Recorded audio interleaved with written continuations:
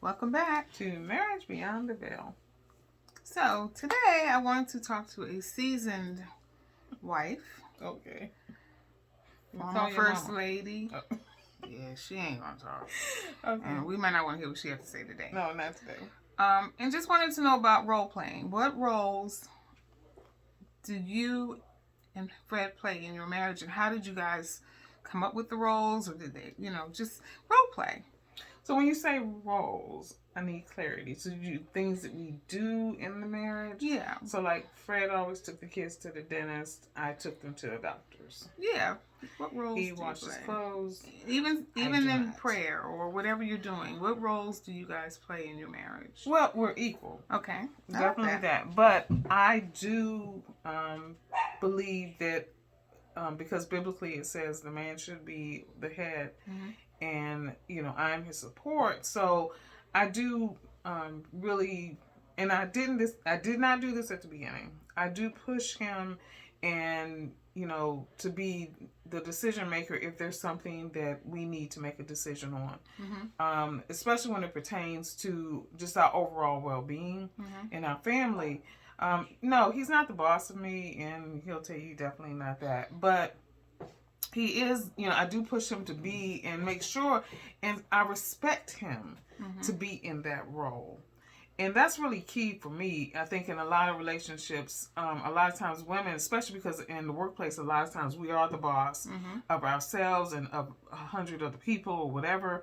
And so we sometimes will bring that home into our married life. Now, if you're with someone and that's the role that they want and that's what you guys decide that you want to do, that's fine. But also realize that a lot of times we have to be careful not to diminish who a man is. Right. So one of the things that I have, worked with women on is that, in a situation where, and like Fred and I, full transparency, there was 3 years that he did not work.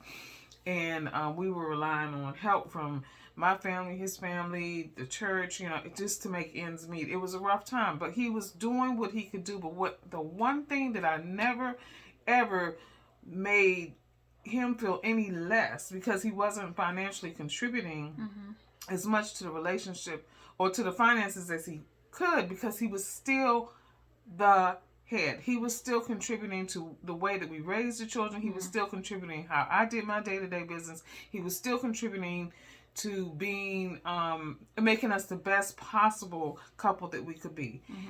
So that's really key for me.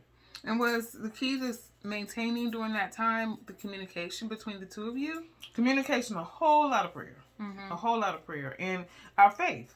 Because on every day we just, we knew that it was going to get better. It was going to get better. And even though it took that long, this could be an illness.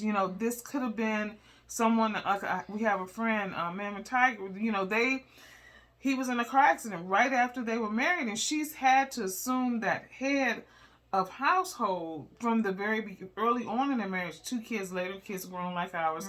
But she still had to, but he did what he could do, and she never lessened what he contributed to their marriage and to their relationship. And we spoke about this early on, about her carrying him into the church on her back, carrying him up the steps, just making sure that he was still getting his worship, but not making him feel any less.